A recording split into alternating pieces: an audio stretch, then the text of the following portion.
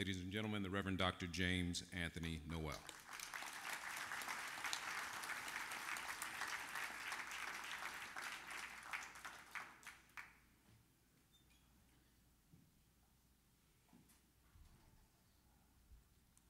Good afternoon. Special greetings to Brother Aaron Grizel and Tim, Mayor Ed Lee, the Honorable Nancy Pelosi. We know that when Reverend Dr. Martin Luther King Jr. reached the destination of the state capitol in Montgomery, Alabama, on March 25th, 1965, culminating the 5-day, 54-mile march from Selma, African Americans had by no means reached the destination of their struggle toward freedom. They were still on this side of the proverbial Red Sea or Jordan River. The Promised Land was still lying at a horizon of history that was far off and whose definition would quickly become the site of contestation within the movement itself. Although King would glimpse it from the lofty spiritual precipice he had ascended on the evening before his assassination, although his vision assured us that we would indeed enter the Promised Land, and although there have been definite signs that bear evidence of the realization of King's vision of African Americans passing through the Red Sea of Egypt into the Promised Land, crossing over Jordan from the wilderness, we are, as all the speakers have alluded, confronted in our daily and national lives with the tragic reminder that blackness is still a perilous predicament in a society where it is still necessary to say Black lives matter. We are here, therefore, to do much more than celebrate and ritualize that triumphant march from Selma to Montgomery that led to the voting rights legislation being passed that put the movement at the center stage of both American and international politics, because we who still remain in the land of the living are not immune to the call of destiny or our accountability to history. For when we pause to appreciate the hard-won rights and privileges we only enjoy because of the sacrifices made by the men, women, boys, and girls who put their lives on the line before, at, and after Selma, we recall with appreciation the words of James Weldon Johnson: "We have come over the way that with tears has been watered. We have come treading our way through the path of the slaughtered." A white retired colleague of mine shared the story with me just last week about how he met Dr. Martin Luther King Jr. back in 1956 or 7 when he was a student at the seminary I'm associated with in Marin County that radically altered, in his words, my whole proposition about ministry. Then some years later, he answered King's clarion call and went to Selma. Now, the amazing thing about this story is that when he arrived, he went to a restaurant on the edge of the black section of town, and he found himself sitting at a table with other people who had come from out of town to join the protesters. And one of the people at his table was James Reeve.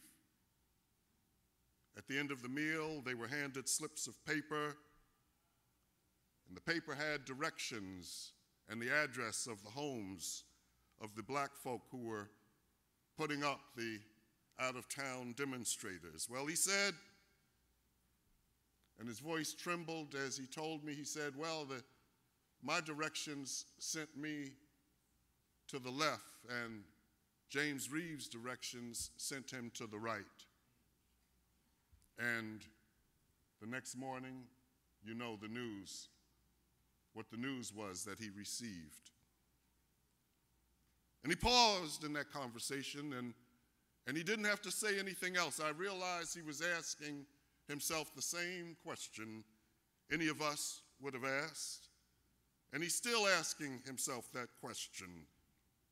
Why am I still here enjoying the rights I do when it's only by the grace of God that my name was not added to the pantheon of martyrs that we could list today? And we should ask ourselves why we are here enjoying the rights which have accrued through the struggle of the martyrs who have shed their blood so that we might vote and have so many entitlements.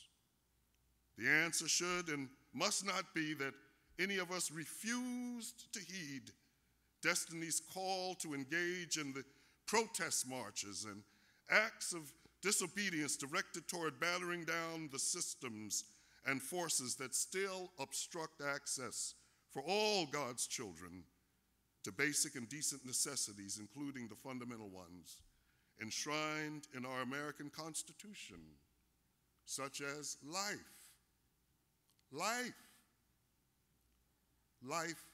liberty, and the pursuit of happiness. It is profoundly significant that Faith and Labor would gather here today at this breakfast to reflect upon the meaning of Selma. There is a natural affinity between labor and the African American or black movement. Didn't W.E.B. Du Bois in his classic Black Reconstruction even refer to black slaves not as slaves but as workers, signifying that it is only in the interest of divide and conquer that black folks and labor would be divided by the illusion and construct of race. Today there are no or few white-only, black-only signs barring access to public facilities and voting booths, but there are insidious forces, both external and those which we as an oppressed group may have internalized, that make the disparities between black life and white life almost as glaring in 2015 in many ways as they were in 1965. Do Black lives matter enough in the San Francisco Bay Area for faith, labor, educators, social workers, elected officials, librarians, and all people of goodwill to come together and implement concrete programs and policies to stem their exodus out of the Bay Area? Not over the bridge of opportunity, but over the bridge of disappointment and lack of opportunity.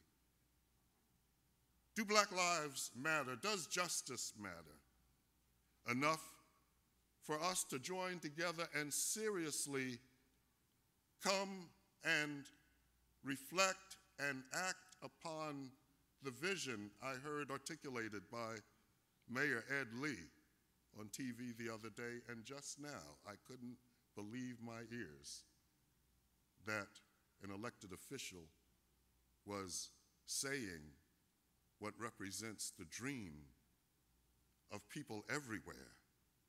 If we can come together and do that, our witness will enable those that benefit from our efforts locally and everywhere, who observe them from afar, to gain a renewed hope in the dream toward which we all aspire.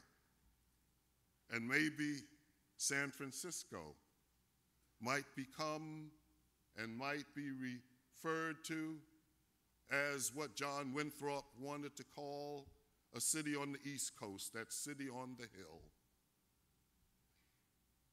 where all God's children can say, may be free at last, or maybe we have come over the way that with tears has been watered. We have come treading our way through the path of the slaughtered to make this place a place where all God's children can sit at the welcome table and enjoy the growing prosperity which is occurring through our efforts and through our sacrifices and through our renewed commitment and hope. Thank you, and God bless you.